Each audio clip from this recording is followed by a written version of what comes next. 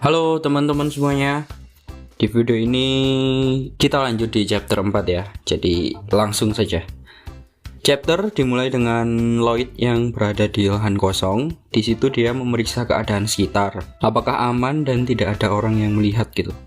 Nah, kemudian si Lloyd ini mulai untuk melakukan pengundian acak ya.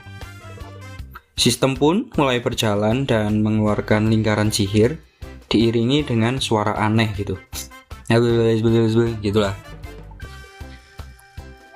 Dan setelahnya makhluk summon atau ya makhluk yang dipanggil gitu itu muncul gitu. Makhluk summon tersebut adalah seekor hamster bernama Podong ya. Tapi saya lebih enak nyebutnya itu Popodong gitu karena lucu sekali Popodong itu.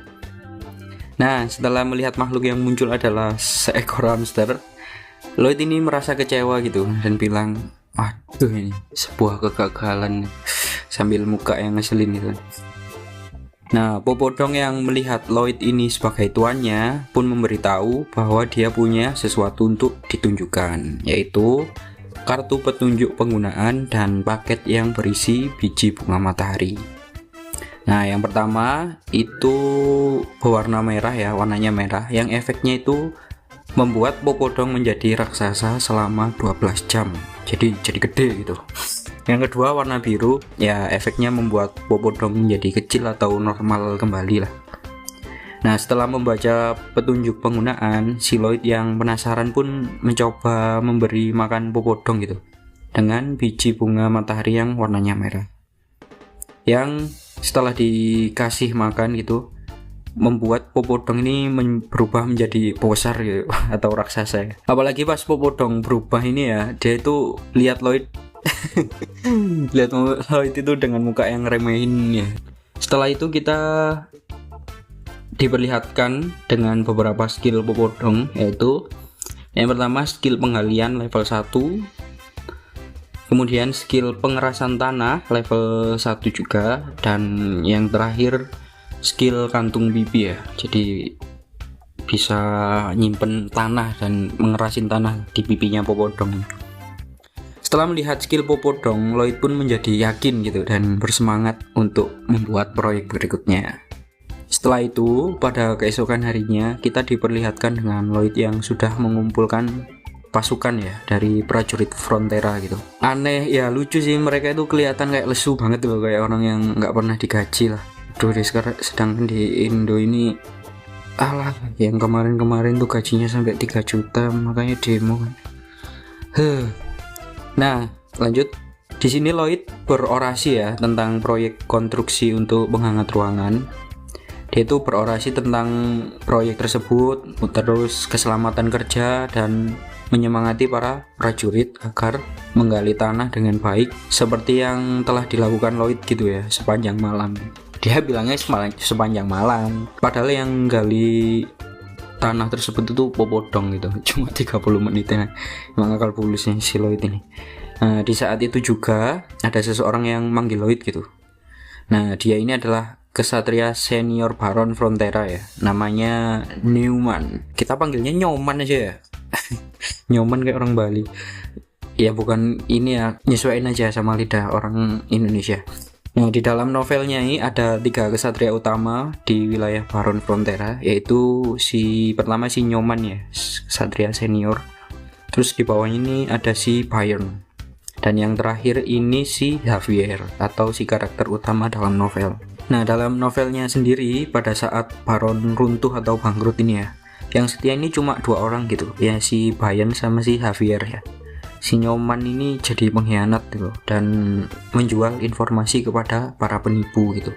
Pada saat Nyoman tanya untuk apa gitu para prajurit ini dikumpulkan dan disuruh gali tanah, kan ini jelas gak sesuai sama tugasnya para prajurit gitu kata Nyoman. Ya tapi lo di Indonesia kan lagi-lagi ya emang sih banyak yang kerja gak sesuai jabatan juga.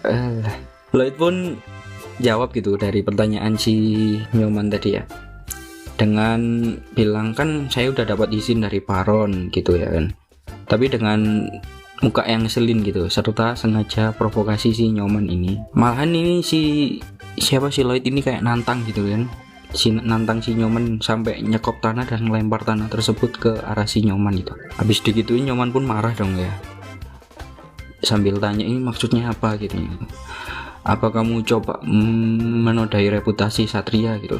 Padahal ya juga kerja nggak becus bicara reputasi kan. Lanjut. Lloyd pun malah nantang si Nyoman gitu untuk duel secara resmi dan terbuka disaksikan para warga. Dan chapter 4 pun selesai. Singkat ya, ini rekamannya cuma berapa ini? 6 menit. Tapi gak apa-apa lah, biar saya konsisten buat konten juga. Capek emang nganggur ini, bangke. Astagfirullah.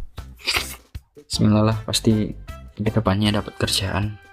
Nggak harus nyalahin pemerintah, kita harus berkaca pada diri sendiri. Ya gimana tapi berkaca diri sendiri, udah berusaha. Ya yang penting udah berusaha lah.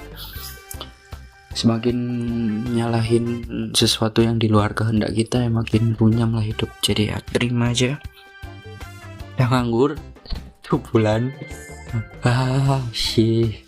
Ya buat teman-teman yang kerja semangat, yang belum kerja atau belum dapat kerjaan, persiapin diri sebaik mungkin karena memang lebih lama ya kedepannya ini bakalan nggak tahu ya gimana regulasinya nanti.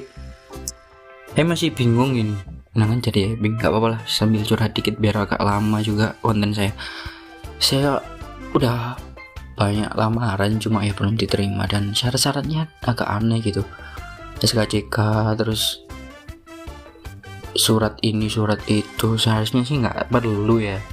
Tapi memang mungkin formalitasnya aja karena perusahaan besar biasanya juga butuh itu buat formalitas. But ya bismillah lah.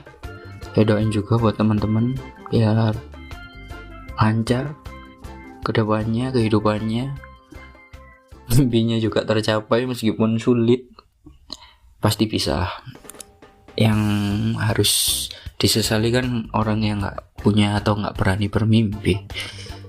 Jadi ya mari kita jalani kehidupan yang gitu loh istilahnya. Oke teman-teman, terima kasih. Meskipun singkat, saya tetap buat konten biar konsisten karena males itu nggak enak. Males itu termasuk menzolimi diri sendiri yang saya tahu ya dan saya yakini. Jadi terima kasih teman-teman. Sampai jumpa di chapter selanjutnya. Banyak yappingnya, but it's okay. Show must go on. Dadah.